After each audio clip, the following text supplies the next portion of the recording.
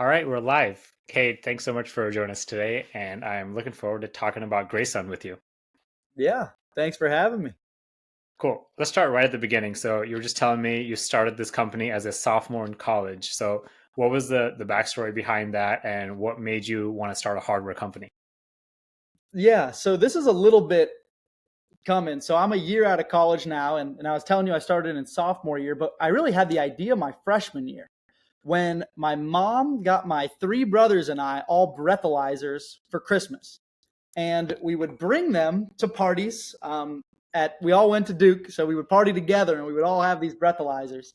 And we quickly realized how much people loved using them. I couldn't get the thing back. I'd be handing it to people, they'd be blowing into it, showing their friends, they'd be talking about it for a week, tell me to bring it again next time. And I was like, wow, this is a device that's meant to be safe that people enjoy using. So there's really an opportunity here. And my best friend, Jack Mulcrone, my co-founder, and I, really thought about it. We were like, this is a cool product, but right now it sucks. It's this big, bulky thing. I already got my phone, my keys, my wallet.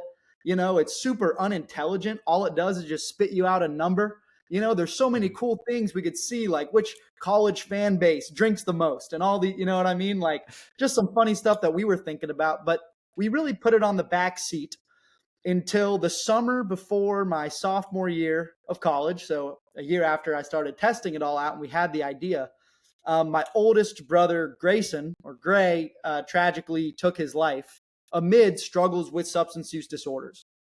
And so that, summer, my best friend Jack flew from Chicago. Actually, he grew up. Maybe I shouldn't dox him, but he grew up around Vernon Hills, I believe. Actually, I know that, but um, he flew to my house for 2 weeks to support me. And in those 2 weeks, we started this company saying we're going to build this product. And so that sophomore year, we provisionally patented the product. That junior year, we applied for the full patent and got connected in Shenzhen, China. Our senior year, it was obvious that he was going to go pursue med school, which is fantastic.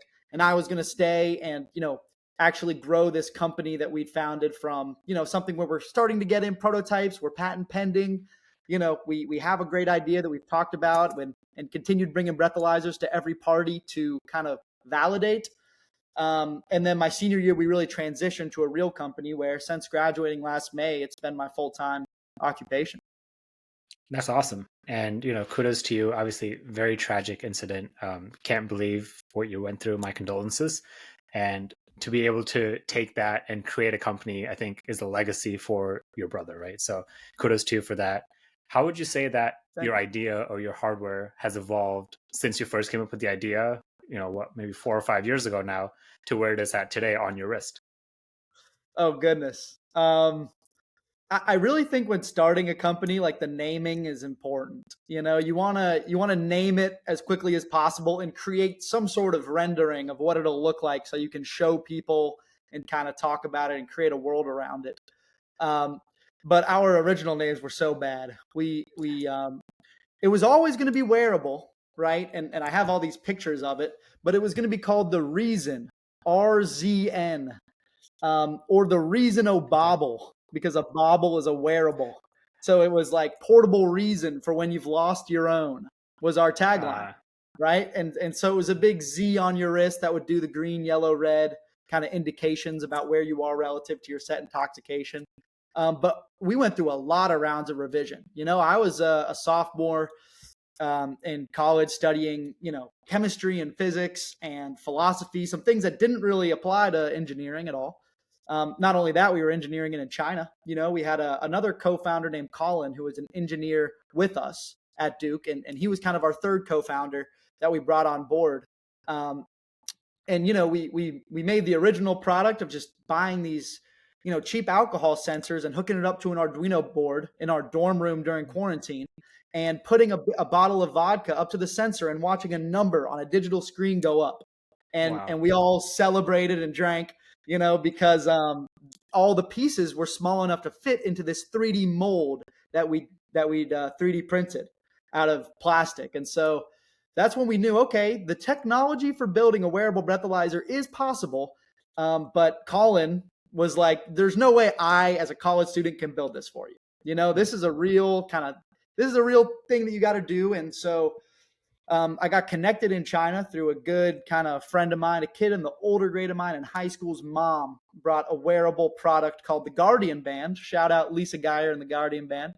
She brought the Guardian Band to market from Shenzhen. And so she'd been to Shenzhen multiple times and just introduced me to who's now kind of our employed liaison in Shenzhen, who got us connected with a few different companies. And we talked to them. And we showed them all the 3D renderings we were making. And it's changed a lot. It went from kind of like something with two like metallic semicircles with elastic in between, that wouldn't be one size fits all, to where, of course, we go to China and they're just like, why don't you just do a standard band, And we're like, you know what? You're totally right. Like, one size fits all needs to be, part of this. Like, why reinvent the wheel maybe for a second? But we moved from having Reason, of course, to the gray band with our logo and putting our logo on it.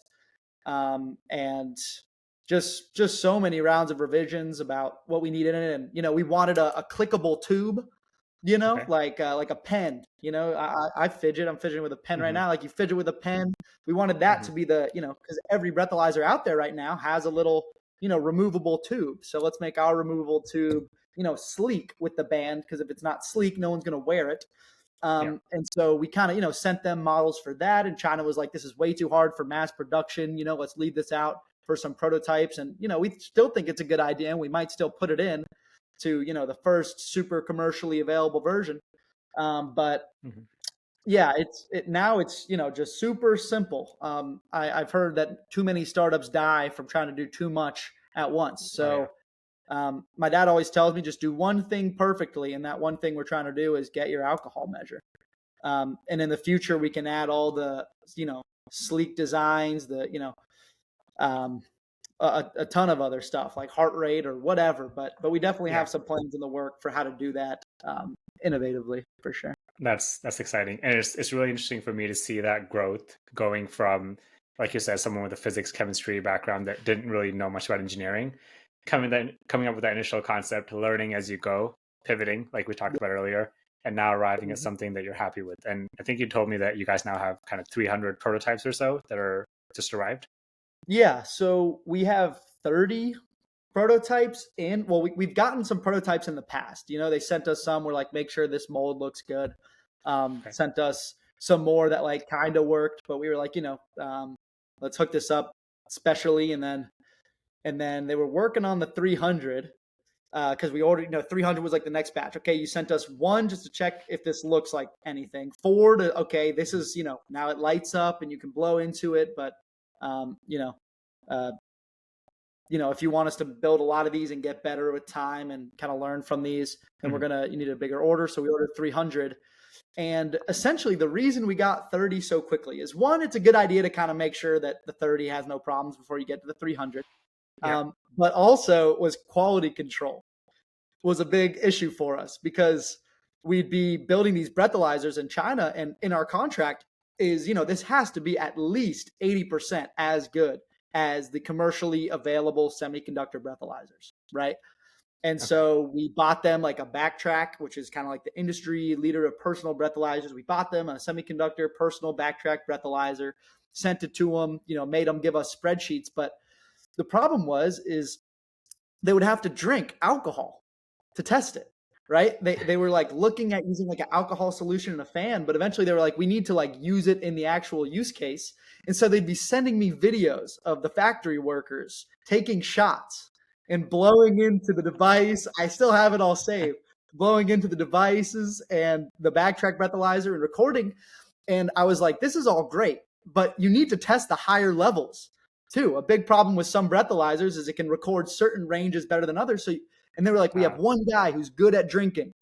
And so then the next day they sent me some guy at like 0.12, like really drinking alcohol. And he was like, we can't keep doing this. And so that's when I was like, you know what? I appreciate it. This stuff looks pretty good. What you're sending me. If you send me a few of them, I'll do the rest of the quality control testing. I've got some people here, some friends that might be able to help out. And so they sent us 30. We did some testing. We didn't get perfect results. It was a little bit of quality control problems. And they've made two big adjustments since that we're excited about, but I also have backup plans in the work in case, as I've talked to some people, if you're, breathalyzers are not simple. This isn't, Hmm. you can get portable chargers from China that don't work very well, and that's like a really defined niche. A wearable breathalyzer, a breathalyzer this small, has never been done. It's never needed to be done. Well, it's always needed to be done, but you know what I mean. Yeah. Um, so yeah, I mean, the first change that they made is they've got new breathalyzer chips. Or they went to the Samsung manufacturer and got some new chips that they'll be putting in. And the second thing is they bought this like $1,500 calibration machine, right? That Okay. essentially was needed, and they never told us, of course. So we can kind of check and make sure that all the breathalyzers are perfectly calibrated and working before they ship them over, which is good quality control. Yeah. I hope that China can deliver on these 270 left that are on their way very shortly. They're supposed to be delivered, like sent out for delivery this weekend. Hmm. But I don't know when that'll arrive. It could be a week or two. Um, but I've got some ideas to either, if this batch isn't perfect, to pivot to the United States to finish development and then possibly go back to China for mass manufacturing. But I Hmm. really like the idea of just developing and manufacturing the first couple hundred, few thousand in the United States, because this is a technology that if it doesn't work properly, people could die. When we're using it in the Yeah. ways that we want, of you set a limit and you blow into it. And if we say you're green, you're way below your Right. limit, you're good to go, and that's a misread, that could hurt some people. And we don't want people driving, um, using our device to drive. That's kind of Yeah. we've got good lawyers that have kind of mocked up all these agreements and stuff. But it's just, if you've had over 2 drinks, don't drive. Right. GreySun Technology says don't drive over zero point 0.0.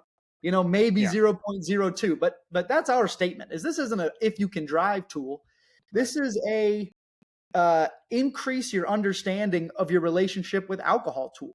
Okay. No one knows how their body's reacting to alcohol. And the NIH says the number one way to bolster responsible drinking is to set a limit before you begin. The only Hmm. way to do that right now is by counting drinks. And that doesn't Hmm. work. Every drink is different. You'll forget how many drinks you've had. You'll lie about how many drinks you were going to stop at. So we need the technology to work very well. And so, yeah, we're a hardware company for sure. But, Hmm. we're building this app around it. That's really, of course, a lot of software. So that's a lot of our focus too right now, is making that pillar of the business as, as alluring and as helpful and beneficial as the hardware half. Yeah, and I definitely want to get into that pivot into the more software element a little bit. But first, I want to ask you, right? So you've gone through this multiple year journey, and now you've got these hardware units that are arriving, hopefully in the next couple of weeks for you. So that's kind of your hardware journey. But obviously, you're running a business, and hardware is only one side of that business. The other side is users. So tell me a little bit about that. Have you been kind of pre-selling these? Have you been figuring out what your customers are looking for, what their needs are? And so, once you have that stock of that first 300, what are you going to do? That's a great question. That's a great question. So for user testing, there's a lot of things, right? I mean, the first thing we did was bring breathalyzers and Google Forms to college parties, and have people blow into them, guess what intoxication they were at, count their drinks beforehand, ask them if they enjoyed it, ask them if they would want to know, which of their friends by blowing into a breathalyzer were sober around them. If they would know, if you blew into this, would you be comfortable having your best friends alerted? If you were Right. overly intoxicated. So we that's just like Google form, regular breathalyzer, kind of make it work. Then we got these 30, and we did sell like 21 of them, right? And we sold them, and we gave them out to the first like 10 people, and we're like, listen, like we need to quality control most of these so that we can come to China and say like, hey, this isn't as good as we need it to be. Make sure that the next two set, and that's where they've made two big changes since then that I hope can Yep. fix the problem. But so we shipped like 10 of them, and we got two big things of feedback. The first big thing was, hey, this stopped working. Right. So that's the thing where it's like, okay, this is the first 30 units. It's not as good as it needs to be. We're not going to sell the rest of the 10. We're going to tell everyone what's going on. And, we're going to have trying to fix these and, we'll deliver you this one. And if this one doesn't work, we'll move to the United States and we'll deliver you that one. Mhm. Want to make sure that your first customers are taken care of in that respect. Absolutely. But yeah, the people who got them, they said first is I wish that it worked better. It worked good for like a week and then it kind of stopped working. And some people were like, mine didn't work out the box. We were like, Mhm. okay, well, just some obvious things we have to fix. And I But when assume it this started working, everyone loved it. Yeah. nice. I And, was just gonna ask. I assume this initial group of 10 are people that are kind of close to you that will be oh, comfortable giving you that feedback, right? yes. And they were aware that, this hadn't been tested yet. You're Mhm. testing to make sure it works. You're not testing to make sure it's fun, you Mhm. know, and how well it works, etc. So yeah, they're all friends and family and people who have been on this journey with me forever. So um, yeah. It's great to have that support system. And then Yeah. once you have their initial feedback, obviously, you have that alpha stage, the beta testers, and so on. So how do you kind of see that projection going in the future? Because this is something that, if you ask me, like this is something that can go crazy viral on short form social media, right? And so, what are Yeah. your thoughts around kind of growing this and eventually, reaching a larger target audience? Yeah, we'll have 270, and we haven't decided what we're going to do with them, right? Um, Obviously, we'll give me the 21 who got them, the bands first. Mhm. Obviously, we'll if there's an influencer, that we'll look at if we can place these strategically. Something that we've had in the works for a long time is like a student ambassadorship program. Mm. Like let's get people on college campuses. We already have some people selected at, I'm a Raleigh, we're a triangle company. So we have students at UNC, Duke, and NC State who already, know this is coming and want to help purport it. So um, we'll get them some and kind of let them post with it. But is there anything that you've seen as Mhm. being helpful or something like that when I get these 270? Do you have any ideas?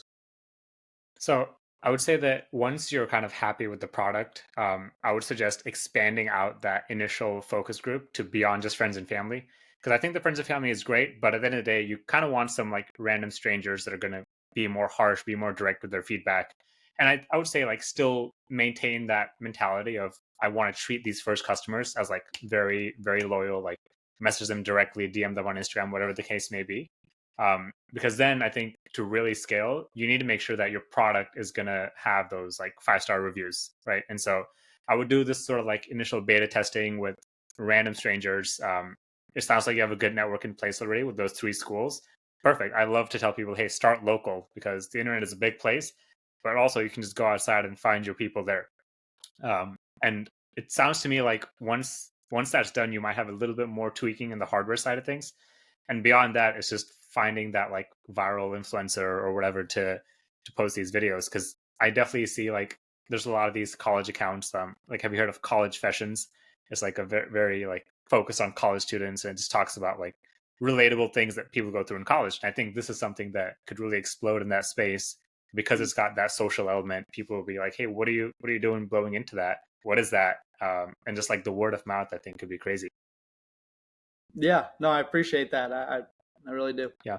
One thing you could also do, so I always like to suggest like before you spend any money on like paid ads or anything, try to do a bit of that marketing yourself. I mean, like, you're fresh out of college, so you know what that was like. That was only a year ago for you.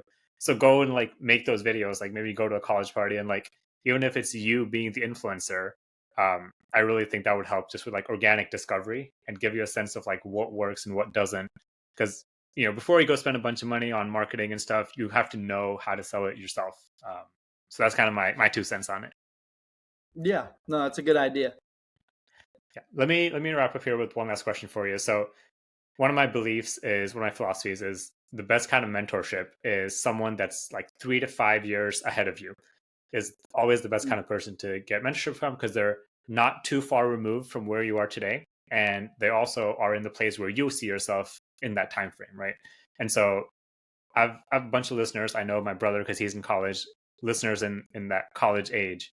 And for them who are currently in college, kind of full time with classes, let's say they have this idea to build and ship a hardware product like you've done successfully. So, what would your advice be to them, kind of going through school, going through classes, and preparing for this world of hardware entrepreneurship? Mm. So, what would my advice be to college students who want to build a hardware company? Yeah, like what are some things that you did well? What are some things you wish you did better? So, if you're going to start it during school, this is particularly relevant because you're not going to have as much time to make it go quickly. Um, I would say the number one thing you want to make sure is that you are really excited about the product and want it. Don't be doing it for the money. Don't be doing it, because you think that there's some niche market that you can fill. Do it because you wish that this product existed.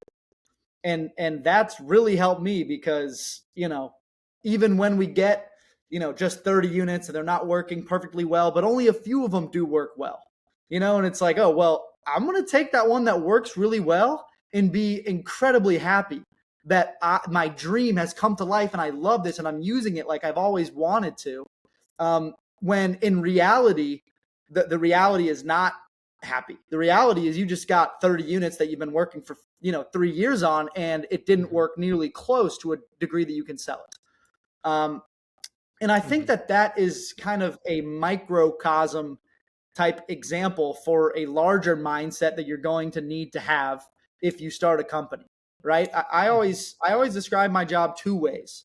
The first way I describe it is I am in charge of defining all of the pillars of the company and making sure that they move forward at the same rate. Okay? So when the hardware is ready, the software is ready to pair with it. And the marketing is ready to meet the demand. And the legal is ready to, push this out. And the fundraising is allowing you to make the legal, adjustment or the hardware adjustment or the software hire that you need to make it all happen. The second thing that I say is my job is taking whatever has happened and reframing it to be the best thing that could have possibly happened. Because in the journey of building hardware, at least from my experience, it's incredibly difficult. It's incredibly Mm-hmm. difficult to where, you're going to have, parts of the hardware that you're going to have to leave out. And there's going to be, parts of the first product that aren't as incredible as you've always dreamed it would be. That's a piece of advice I've read from a lot of, entrepreneurs is one of the hardest things to do as a CEO is deliver that first product that doesn't meet your standards, because your Yeah. standards have been so high. But that's where you have to learn to take it in stride and make it the best thing that could have happened and be proactive with negative feedback. You got to learn to fail. And I think what really taught me that was the story of my brother, right? When he passed, I said, I can either, dwell in the imperfections of this situation, or I can be proactive and do something about it. And that's where you're going to be building a hardware product and, the fundraising's not going to work and you're going to be having to bootstrap it. And, a certain like idea that you really wanted to add on is already patented, and that's something that I had was this really cool niche idea that I wanted to add on to my device that would have made it incredible was already patented. And it really bummed me out. And to it, I said, well, you know what? This company has been developing this technology for 20 years. You know, maybe this is the best thing that could have possibly happened because I can reach out to that technology, create a partnership, and implement their specialized alcohol sensor that's better than I could have possibly created in 1 year. And so you really Mm. got to have that kind of ability to create scar tissue that allows Yeah. you to create the product that you want, not in the number of years that Yeah. you want it to happen, because it's a slow process. It requires patience, but it's really rewarding. And I'm really glad I didn't, not pursue this to where I'd be always thinking for the rest of my life, what if I did give it a shot? Yeah. I love that. And I just want to kind of emphasize the thing that you said because the reframing of a situation that happens, I think is so key, not just for an entrepreneur, but for just anyone Right. living life. Like, just to give another Exactly. example, I used to be bummed out when it rained. And then my reframe was, but look at all these plants. They must be so happy right now. Exactly. And now, like, rain is great. And it's just nothing has changed in the That environment. It's is. just your reframe. So Yes. I love that you've done that. I love that you've taken this company here so far. And before we go, I do want to ask about kind of the roadmap for you, because you mentioned that pivot into software, and I want to make sure our listeners get to hear that side of it as well. Sure. Yeah. So the two big things that we got coming are first the Kickstarter campaign, where we're going to be developing this product. We're going to get the 270. We're going to be marketing it, but we also want to start selling it and get some kickstarting money to develop all these units and things that we want to make. So we're going to be running a Kickstarter campaign this summer, um, and so just kind of look out for that. That's where a lot of my time is spent right now, because I've never marketed before, but it's a journey. And the second thing is this software that we're even looking at developing an app that is possible of being incredible without the need for a gray band, without the Okay. need for a wearable breathalyzer. And that's because something that we've always wanted with the gray band is obviously, you blow in, you're over intoxicated, it notifies your friends. Incredible, right? But what if you're a fraternity or sorority and you're throwing a party? What if you could make it so if anyone blows over 0.12, all the sober brothers or sober sisters are notified, Mhm. right? So now it's growing. Now we're going to have in-app parties, right? Mhm. And it's grown and grown to a point where we've decided that the app has three purposes. The first is safety, where we have the setting limits with your gray band. We have seeing designated drivers in your area. We have the ability to notify, to buy someone else an Uber. Mhm. If you're at a music festival, we have the locations of, some drug safe booths or things like this that might be of convenience. We have social features like the ability to find new venues in your area that you like, right? That might be offering special drink discounts or something, Mhm. if you like acapella, here's a cool place that has acapella, and you'll go there and you'll drink and you'll stay safe while you're having a good time. The Mhm. company was built around Gray, who took his life amid struggles with mental health. And one thing that I really think about mental health is it's just so important to have friends and Yeah. to have fun times and to have great memories. And so that's why, GreySun Technology and the Gray Band is about nights worth remembering, but it's not Mhm. just about not getting so drunk that you forget it. It's about Mhm. also getting out with your friends and having a good time. So we want to foster that social connectivity. And Mhm. that'll be through curated venue discovery, the ability to find new things in your area, through private event creation, like creating a fraternity or sorority event with, maybe QR code generations for tickets and special safety notification systems and designated driver lists for the event Mhm. and a group chat for the host to send out updates to everyone in one centralized place. And then the last part is kind of educational features, where, we'll Mhm. kind of have the ability to take certain surveys about your drinking habits and show you graphs and charts to kind of explain to you, Yeah. these are scientifically assured things that kind of can really help you start to understand your relationship with alcohol better. So there's a lot more Yeah. features coming in the app. There's one that I'm really excited for. Um, and, I might save it for a little bit just because it's not going to be in our version 1 of the app. First, we're going to develop the gray band and get the first version of the app out there. We're thinking of calling it Sundown right now, Okay. for the gray band. And so we'll get a version of the app out there with the curated venue and private event creation and kind of social facilitation. Allow the first 270 people to integrate their gray bands into it. And, we'll obviously give Yeah. you a special badge and all these things. But then in time, we'll have more features that will not only make the product better and more accessible, but also make the app better and more accessible. So I want to really, build, measure, learn is the fundamental kind of catalyst of entrepreneurship. So I Mhm. want to build an app, the social, we've thought through the safety stuff since our Mhm. first days and the years in college. But I want to build this social stuff, get it in the hands of people, learn from it, create it new so that when the band really comes out, all the social features are perfect. They've already been, Yeah. tested as much as the hardware features. So a lot of fun things in the loop and a lot of work to do. But I appreciate your time asking about it, and I love sharing it. So I hope you stay in touch with our journey. I can you can check us out at GreySun Technologies on pretty much any social media on X, on Instagram, on Facebook. We have one of my employees, Julie, just doing what she wants with the TikTok. I love it. She's just, um, bringing it out to parties, or kind of just making, following trends and implementing the gray band into it, like a get ready with me where she's just putting That's the gray awesome. band on. It's beautiful. That's Um, awesome. and then, if you want, you can always check out, get.greysuntechnologies.com to reserve your gray band today for the Kickstarter campaign. We're thinking of selling them at around $179. But if you put down a $1 deposit today, before the Kickstarter campaign starts in the summer, if you put down $1, you'll get it for $99. So you'll get it for 45% off, and we'll give you a lifetime subscription to the app. We're not sure if we're going to need an app subscription. We hope not. Maybe for the band features, or maybe for storing data past 30 days or something. Maybe we need a subscription service to make this profitable. But for in the vein of treating your first customers well, anyone that contributes to this product on the Kickstarter is like a first customer to me. So I want to throw the kitchen sink at this offer. Pretty much sell the gray bands for cost, and give them a lifetime subscription forever. So if any of y'all are interested in doing that, check us out, get.greysuntechnologies.com. Yeah. And I'll put the link in the show notes afterwards as well. So Perfect. cool. Thanks so much for your time, Cade. I Yeah, appreciate thank it. you.